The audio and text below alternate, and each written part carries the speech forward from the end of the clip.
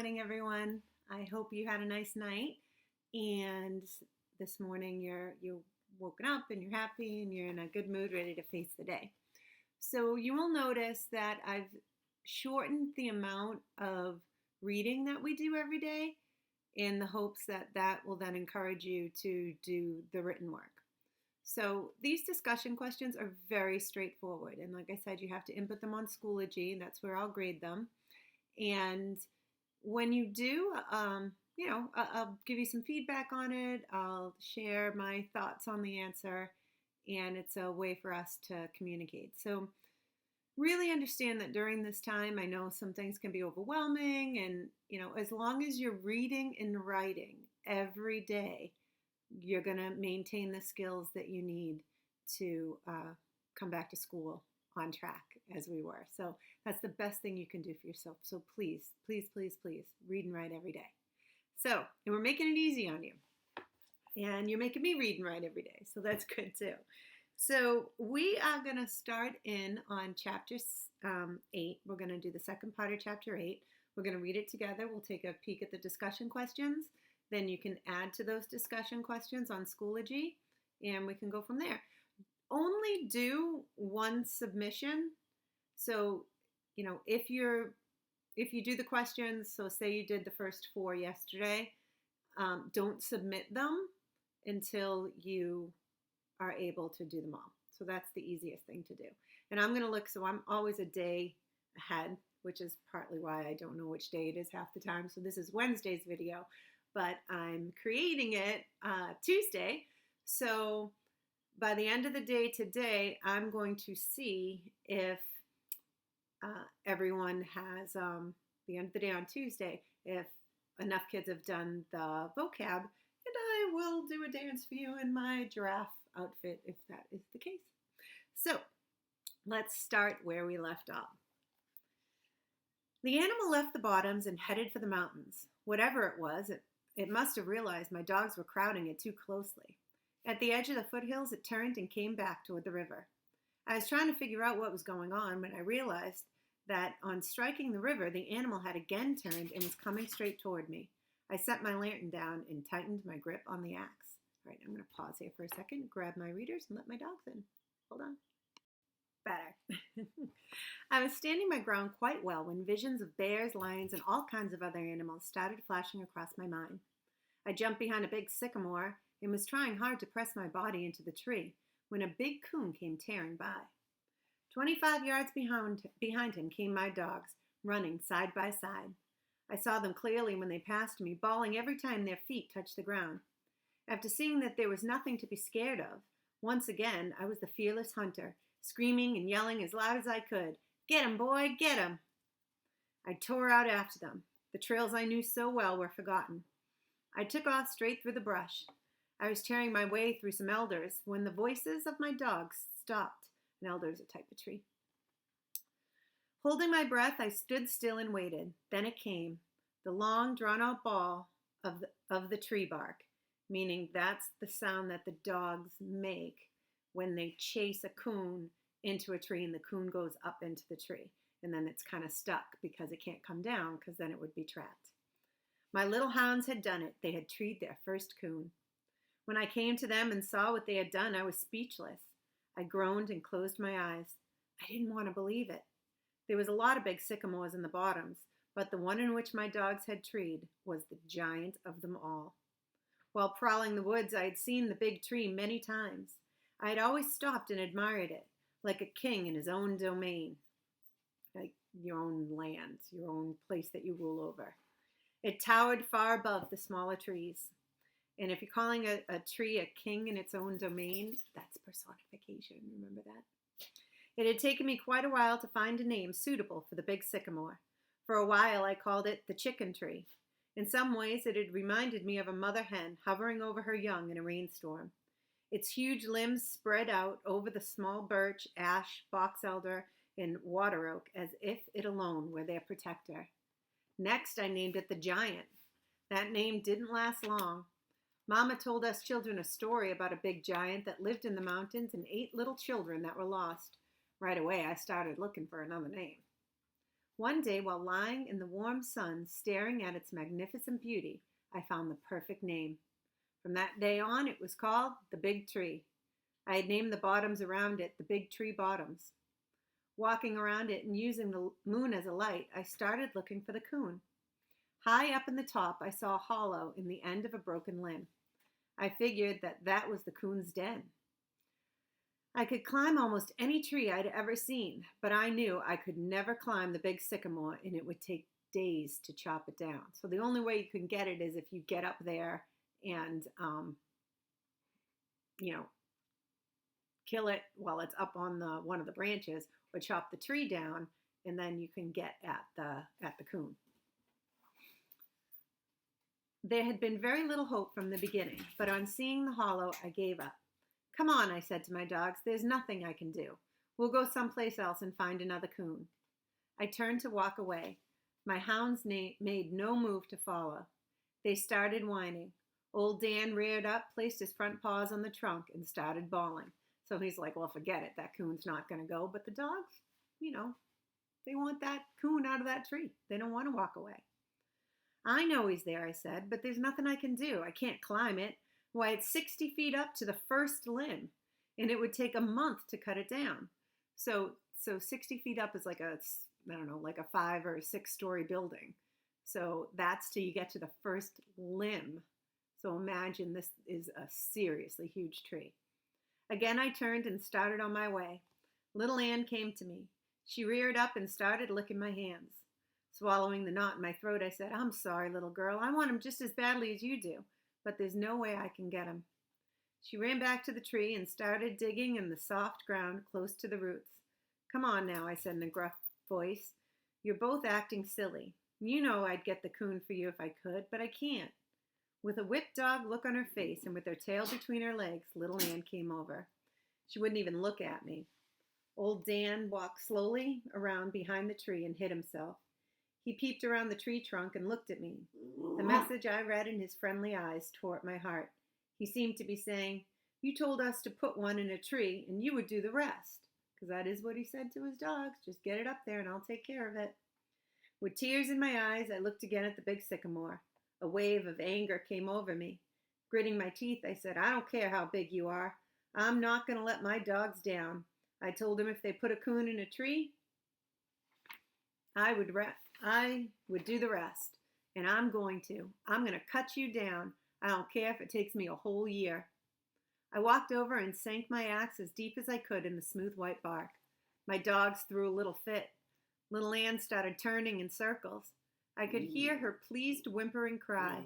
Old Dan bawled and started gnawing on the big tree's trunk. At first it was easy. My axe was sharp and the chips flew. 2 hours later, things were different.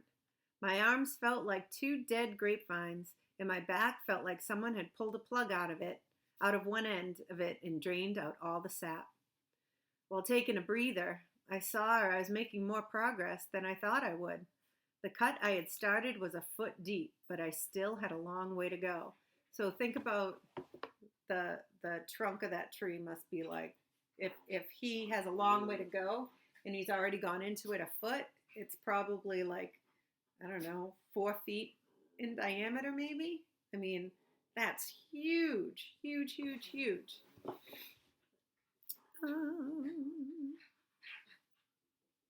Sitting on their rears, my dogs waited and watched. I smiled at the look on their faces. Every time I stopped chopping, they would come over. While little Ann washed the sweat from my face, old Dan would inspect my work. He seemed to be pleased with what he saw, for he always wagged his tail. Along about daylight, I got my second wind, and I really did make the chips fly. This burst of energy cost me dearly. By sunup, I was so stiff I could hardly move. My hands and arms were numb. My back was screaming with pain. I could go no further. Sitting down, I leaned against the big tree and fell asleep. So he's not giving up. He's chopping away at this tree. Little Ann woke me up by washing my face. I groaned with the torture of getting to my feet. Every muscle in my body seemed to be tied in a knot. I was thinking of going down to the river to wash my face in the cool water when I heard a loud whoop. I recognized my father's voice, and I whooped to let him know where I was. It's probably, I'm picturing like a woo-wee. And then he woos back, woo-wee. It's kind of fun to do. Go ahead, do that. Let your family wonder what you're doing in your room. Papa was riding our red mule. After he rode up, he just sat there and looked me over. He glanced at my dogs and at the big sycamore. I saw the worry leave his face. He must have been like, uh-oh, where is this kid? He must have been petrified. He straightened his shoulders, pursed his lips, and blew out air. Reminded me of someone who had just dropped a heavy load. Like, in a slow, calm voice, he asked, "You all right, Billy?" "Yes, Papa," I said. "Oh, I'm a little tired and sleepy. Otherwise, I'm fine." He slid from the mule's back and came over. "Your mother's worried," he said. "When you didn't come in, we didn't know what had happened. You should have come home." I didn't know what to say. I bowed my head, and looked at the ground. I was trying hard to choke back the tears when I felt his hand on my shoulder. "I'm not scolding," he said. "We just thought maybe you had an accident or something." I looked up and saw a smile on his face. He turned and looked at the tree. "Say," he said, "this is the sycamore you call the big tree, isn't it?" I nodded my head. "Is there a coon in it?" he asked. "There sure is, Papa," I said. "He's in that hollow limb. See, the one way up there. That's why I couldn't come home. I was afraid he'd get away." "Maybe you just think he's there," Papa said. "I believe I'd make sure before I cut down a tree that big." "Oh, he's there all right," I said. "My dogs weren't 10 feet behind him when he went up." "Why are you so determined to get this coon?" Papa asked. "Couldn't you go somewhere else and tree one? Maybe the tree would be a smaller one?" "I thought about that, Papa," I said, "but I made a bargain with my dogs. I told them that if they would put one in a tree, I'd do the rest. Well, they fulfilled their part of the bargain. Now it's up to me to do my part. And I'm going to, Papa. I'm going to, Papa. I'm going to cut it down. I don't care if it takes me a year." Papa laughed and said, "Oh, I don't think it'll take that long, but it will take a while. I'll tell you what I'll do.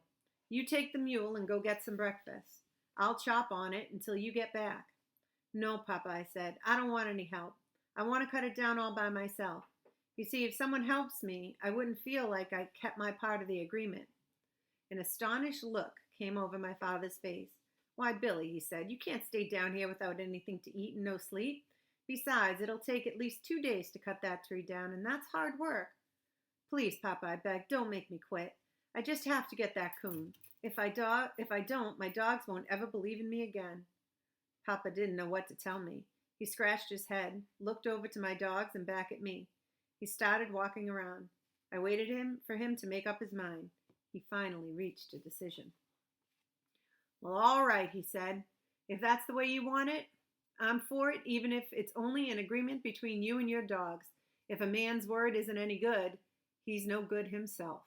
So this is kind of like a character building thing that, you said that's what you're going to do. Now you got to do it, even if it's hard. Now, I have to get back and tell your mother that you're all right. It's a cinch that you can't do that kind of work on an empty stomach. So I'll send your oldest sister down with a lunch bucket. A cinch is like, it's an easy thing to do. So it's a cinch that you can't. So of course you can't do that without, having some food in you. With tears in my eyes, I said, "Tell Mama I'm sorry for not coming home last night." "Don't you worry about your mother," he said as he climbed onto the mule's back. "I'll take care of her. Another thing, I have to make a trip to the store today, and I'll talk this over with your grandfather. He may be able to help some way." After Papa left, things were a little different. The tree didn't look as big, and my axe wasn't as heavy. I even managed to sing a little as I chopped away. When my sister came with the lunch bucket, I could have kissed her, but I didn't. She took one look at the big tree, and her blue eyes got as big as a guinea's egg. "You're crazy," she gasped. "Absolutely crazy. Why, it'll take a month to cut that tree down, and all for an old coon." I was so busy with the fresh side pork, fried eggs, and hot biscuits, I didn't pay much attention to her. After all, she was a girl, and girls don't think like boys do. She raved on, which means she wildly went on like you're a raving, crazy person. You're just ranting. You can't possibly cut it down today. And what are you going to do when it gets dark?" "I'm going to keep right on chopping," I said. "I stayed with it last night, didn't I? Well, I'll stay till it's cut down. I don't care how long it takes." My sister got upset. She looked at me, threw back her small head, and looked up to the top of the big sycamore. "You're as crazy as a bedbug," she said. Why, I've never heard of such a thing." She stepped over in front of me and very seriously asked if she could look in my eyes. "Look in my eyes," I said. "What do you want to do that for? I'm not sick." "Yes, you are, Billy," she said. "Very sick. Mama said when old man Johnson went crazy, his eyes turned green. I want to see if yours have." This was too much. "If you don't get out of here," I shouted, "you're going to be red instead of green, and I mean that." I grabbed a stick and started toward her. Of course, I wouldn't have hit her for anything. This scared her, and she started for the house. I heard her say something about an old coon as she disappeared in the underbrush. Down in the bottom of my lunch bucket, I found a neat little package of scraps for my dogs. While they were eating, I walked down to a spring and filled the bucket with cool water. The food did wonders for me. My strength came back. I spit on my hands and, whistling a coon hunter's tune, I started making the chips fly.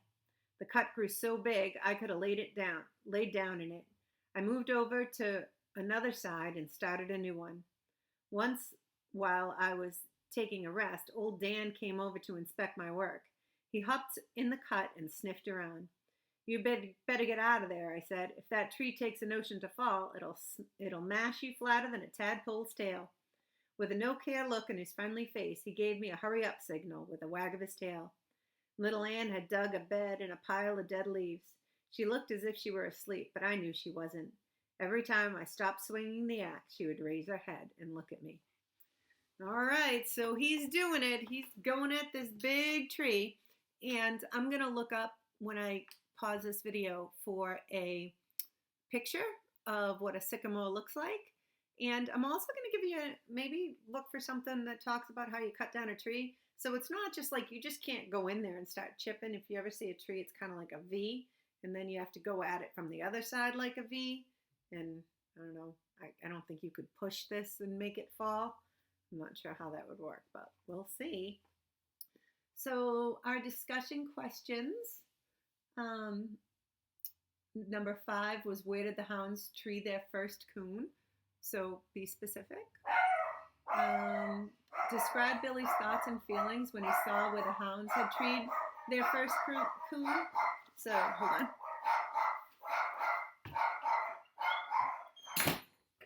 UPS is here.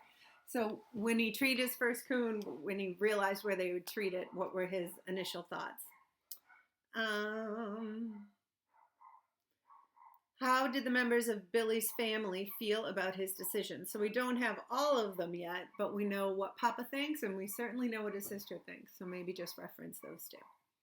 All right, do your discussion questions. They're not hard. It's a few sentences. They're little questions just to get your writing and to gauge your comprehension. All right, I hope you're having a great day, and I will see you tomorrow in my giraffe outfit or not. To be determined. Ciao.